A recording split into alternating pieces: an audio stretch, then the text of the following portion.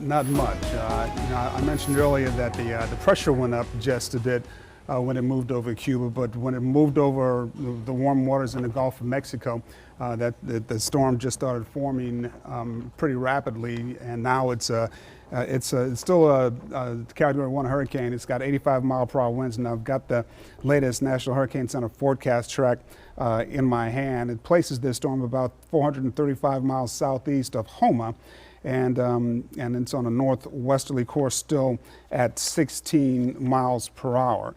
So it looks like it's holding on pretty steady to what we've been expecting to see with this storm with the latest update. I actually thought it was going to be a little bit stronger than what is indicated by the National Hurricane Center forecast track. But what is clearly visible now that hasn't been is the eye of the storm, which is right there. So this storm is definitely forming very nicely and very impressively over the very warm waters of the Gulf of Mexico in that Gulf loop right now, and you would expect it to intensify a little more quickly, especially over that deep warm water that it's over right now.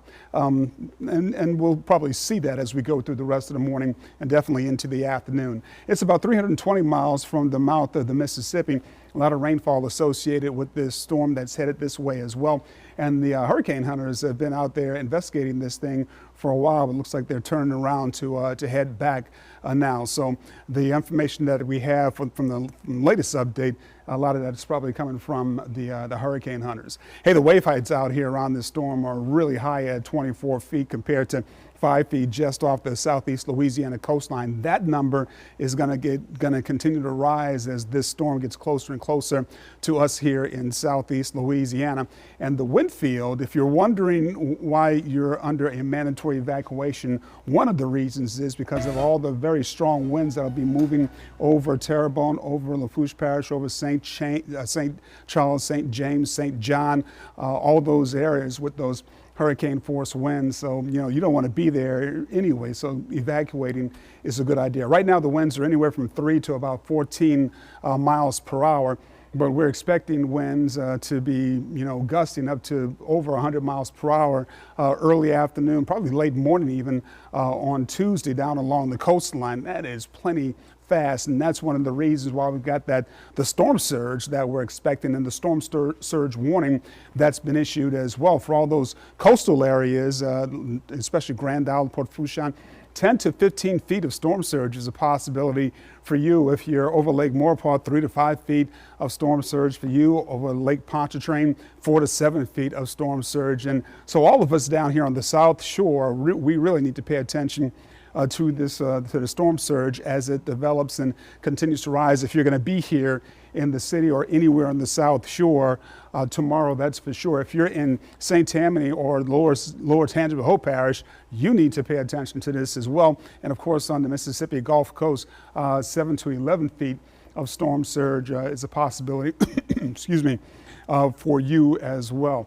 Dangerous, life-threatening storm surge. So please, if you can leave, do leave, and if you're going to leave now. Here's a look at the National Hurricane Center forecast track, the latest one. Again, this thing's moving northwest at 16 with 85-mile-per-hour winds. And as you can see, the path is very similar to what it's been for the last couple of reports from the National Hurricane Center. Looks like it is definitely going to be landing in the Terrebonne Parish area as a Category 4 storm. The area of uncertainty, though, still pretty wide with this storm. That area is going to get smaller and smaller as the storm gets closer and closer, however. But right now, 130-mile-per-hour winds is a Category 4 storm in the area of Terrebonne Parish as it makes landfall. So this is a terrible situation for most of us down here on the South Shore, but especially if you're in Terrebonne and Lafourche, parts of Jefferson, as I mentioned, St. Charles, St. James, St. John the Baptist. You all really need to pay attention to this because I think you're going to have a big impact with this storm. If you are in a mobile home, you need to get out of that area right now, especially if you're down here on the South Shore. Here's a look at the global forecast model. 1 p.m. on Sunday, this model has this thing in that Terrebonne area, making landfall in that Terrebonne area with winds pushing water against those eastern facing shorelines and southern facing shorelines as well. So that storm surge is going to increase as this storm gets closer and closer to us. And then, of course, when it rises here, it's going to get even worse. This is the picture at midnight, Sunday night into the midnight hour on Monday. And as you can see, big impacts on parts of Baton Rouge, even stretching over to Lafayette. And still for us here as well, those southerly winds are still with us at that point. And then the storm by 8 p.m. on Monday as well up into Mississippi, then on across the Tennessee Valley. Here's the European model. I'll put this into motion and show you. Here's 1 p.m. on Sunday when the GFS has this thing making landfall right in the Terrebonne Parish area.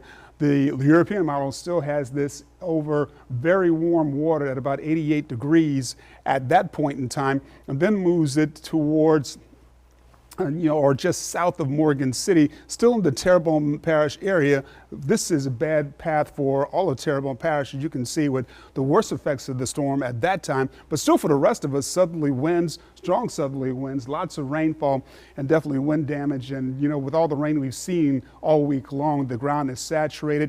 If you've got tall trees, these winds are, it's likely that a lot of those are going to be toppled with the passage of this storm. I guess the good news about this storm is that it looks like it's going to move pretty rapidly through our area. So that's the good news. The bad news is it's going to be moving pretty rapidly through our area. Here's a look at the amount of rainfall that we're expecting. And, this indicates that up to 15 inches of rainfall is a possibility in many parts of our area, up to 20 inches in some isolated areas as well. There is going to be some measure of flooding, so big heads up there. We're all under the hurricane warning, so keep that in mind. We're all under the flash flood watch as well. And storm impacts are high for damaging winds, flooding, and storm surge, medium to high for tornadoes. Here's a quick look at your 7-day forecast. After today, looks like nothing but rainfall and strong winds and just terrible conditions for Sunday and Monday. Be careful out there. Right now, if you do need to prep your house and